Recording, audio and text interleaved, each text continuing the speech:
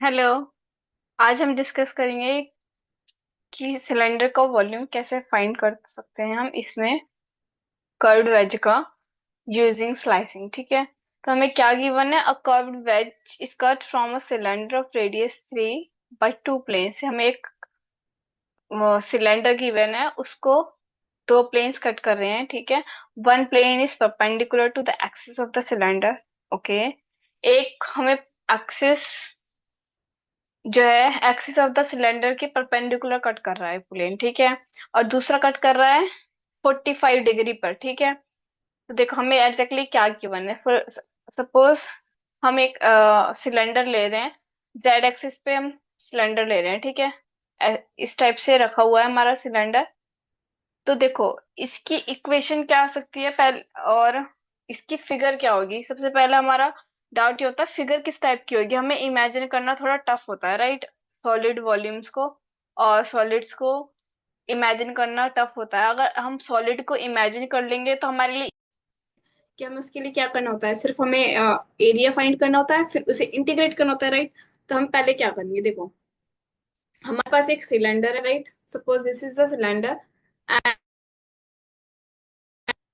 Z axis. ठीक है। Perpendicular to the axis, मतलब अगर ये जेड एक्सिस है इसकी एक्सिस, तो परपेंडिकुलर मतलब इसका एक्स वाई प्लेन हुआ, एक प्लेन ऐसे कट करेगा।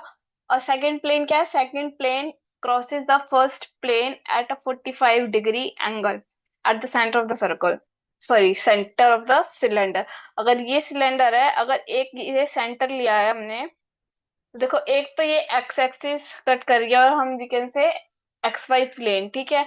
और दूसरा क्या है, इसी के पे ऐसे कट करेगी, राइट। इसी को ऐसे कट करेगी 45 डिग्री एंगल पे। तो हमारे पास सॉलिड क्या बनेगा?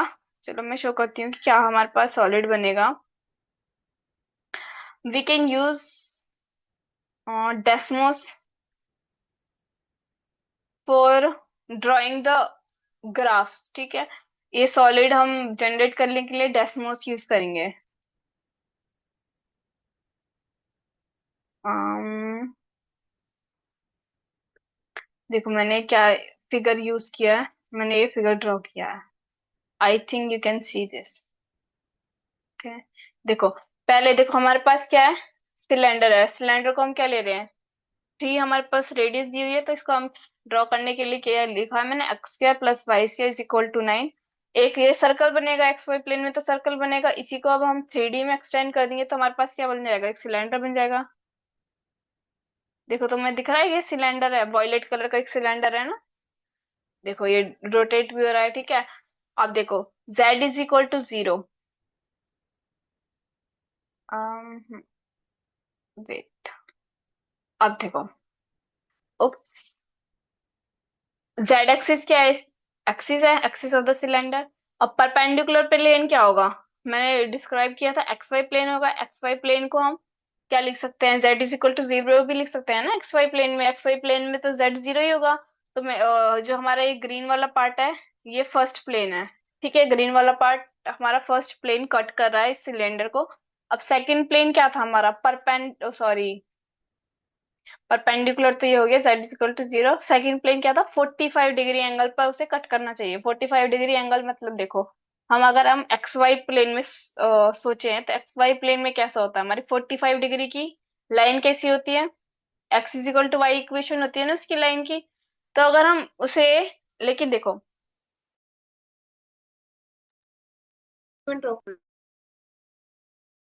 हम देखो ये नीचे वाला क्या होता है हमारा x, फिर ये y, जो मेरी तरफ आ रही है एक लाइन y, और ये ऊपर क्या है, z एक्सिस। तो हमें ड्रॉ कैसे करना है, प्लेन इस टाइप से ड्रॉ करना है। तो मतलब कौन से प्लेन में आएगा ये x हुआ, राइट। और ये क्या हुआ, z। तो मतलब ये हमारी जो लाइन बन रही है, अगर हम सिर्फ इसी प्लेन में सोचें तो कैसी लाइन बनेगी हमारी, x = z, राइट। यही लाइन बनेगी। बट अब हमारे पास डाउट क्या है, ये तो हमें 3D में चाहिए, राइट। हमें 3D में चाहिए ना, प्लेन चाहिए। 3D प्लेन तो 3D में ही होता है ना। तो इसके लिए हमने क्या किया, x = z रख दिया और उसे एक्सटेंड टू 3D कर दिया। ठीक है। हम मैंने इसमें जो यूज किया है तो एक्सटेंड टू 3D किया हुआ है, तो अपने आप वो प्लेन बन गया, राइट।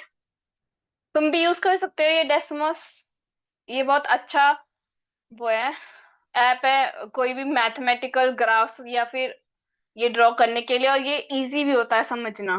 ठीक है, अभी मैं समझ आ गया होगा तुम्हें कि एग्जैक्टली हमारे पास सॉलिड क्या बनेगा। देखो ये सॉलिड बनेगा हमारे पास, जो ये दिख रहा है ना, कुछ इस टाइप से कट करके दिख रहा है ना। अब तो मेरे ख्याल से समझ आ गया होगा तुम्हें सबको। देखो ऊपर से एक बार देख लेते हैं हम किस टाइप से बन रहा है ग्राफ। देखो ऊपर से, ऊपर से देखो प्लेन ऐसा कुछ बनेगा।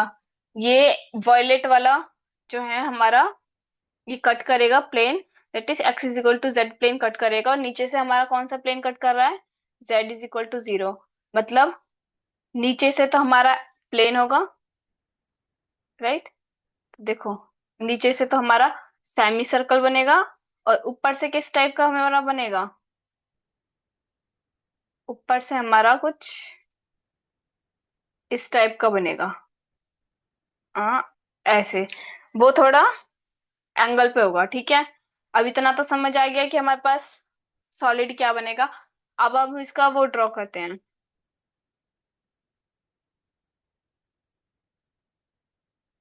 चलो देखते हैं हम इसका, अब हम वॉल्यूम फाइंड करते हैं, ठीक है।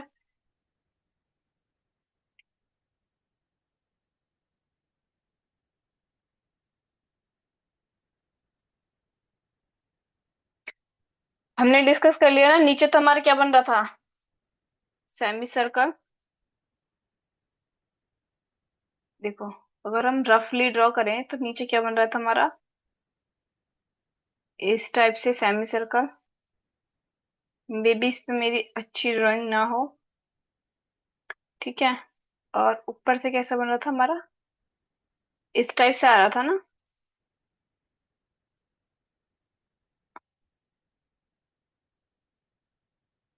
तो इसको हम ऐसे ड्रॉ कर लेते हैं, ठीक है।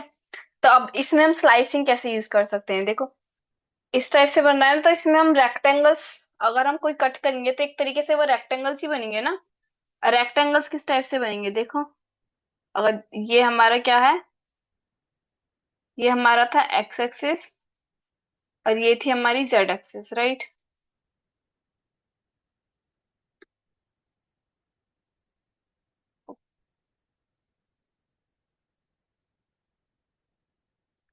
ये अगर हमने सेंटर लिया, सॉरी,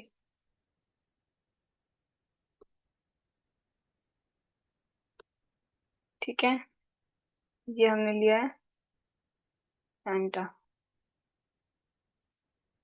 तो देखो हमारे रेक्टेंगल्स किस टाइप से बनेंगे,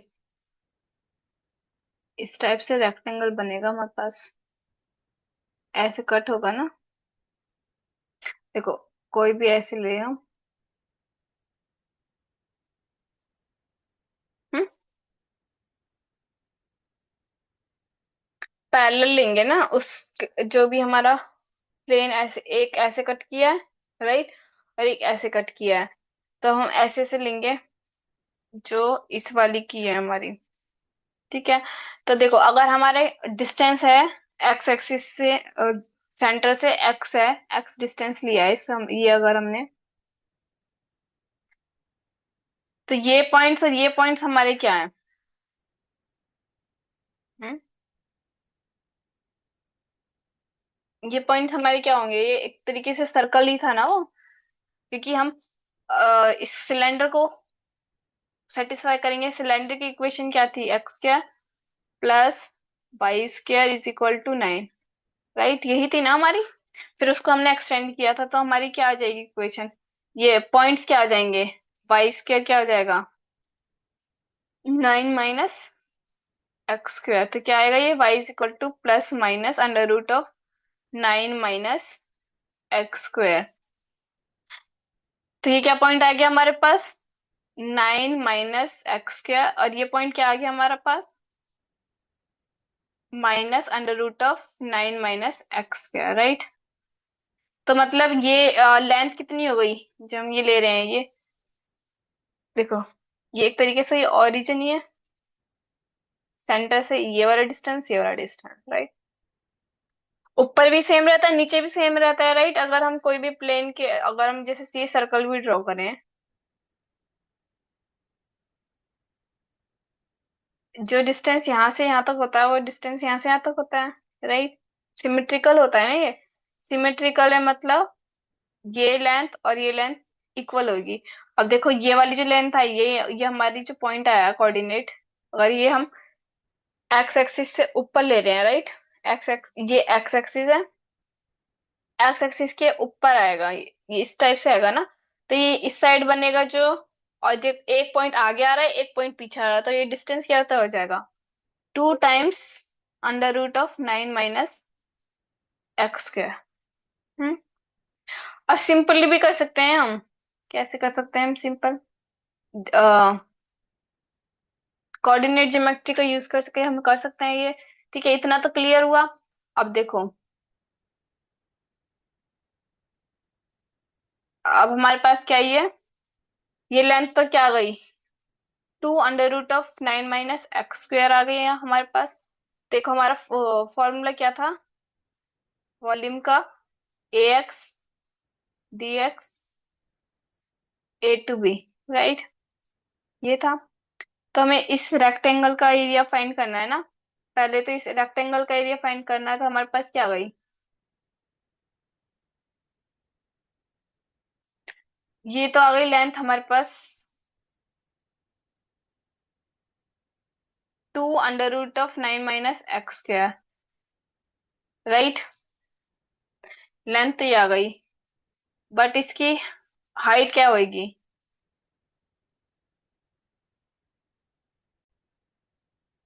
इसकी हाइट क्या होगी, इसकी हाइट भी एक्स होगी। क्यों होगी एक्स, क्योंकि ये देखो हमारे पास जो हम यहाँ पे एंगल है, हमने एंगल लिया है वो कितने डिग्री पे कट कर रहा है, 45 डिग्री एंगल था ना हमारा। गिवन यही है ना 45 डिग्री एंगल।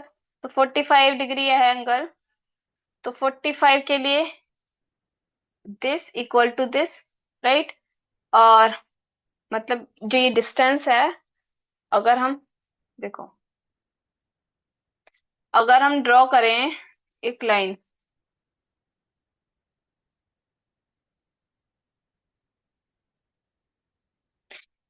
देखो ये एक्स एक्सिस है, ये थी हमारी जेड एक्सिस, और यहाँ पे है हमारा वो सॉलिड, राइट। अब देखो सॉलिड किस टाइप से गिवन है, इस टाइप से है, तो एक ट्रायंगल बनेगा। अब देखो एक्स एक्स, जो ये हमारा सेंटर है, सेंटर से डिस्टेंस कितना है एक्स, और जो हमारा ये सॉलिड का हाइट है, जो ये रेक्टेंगल बना है उसकी हाइट है, किसके इक्वल होगी, एक्स के इक्वल ही होगी, क्योंकि ये हमारा ट्रायंगल बन रहा है तो इसका एंगल कितना है 45 डिग्री। 45 डिग्री मतलब सेम हो गए, हाइट सेम होगी, परपेंडिकुलर और बेस सेम होता है ना। अगर 45 डिग्री एंगल है, इसका मतलब जो हमारी हाइट है वो भी कितनी हुई एक्स, एक्स हमारी हाइट हो गई। और हमारे पास रेक्टेंगल की विड्थ कितनी है, 2 अंडर रूट ऑफ 9 - x²। तो हमारा एरिया क्या हुआ, तो हमारा एरिया क्या हुआ, x into 2 under root of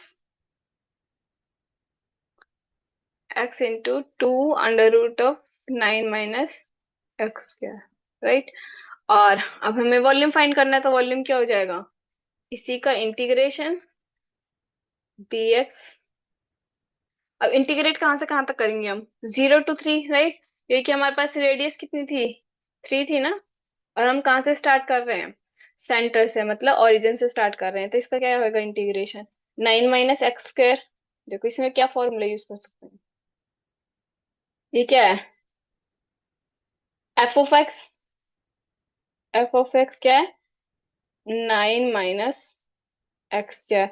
तो हमारे पास f(x) का डिफरेंशिएशन कहाँ है, यहाँ पे है, राइट। डिफरेंशिएशन यहाँ पे है ना, 2x है। तो ये लेकिन ये माइनस का आएगा, तो क्या आएगा, ये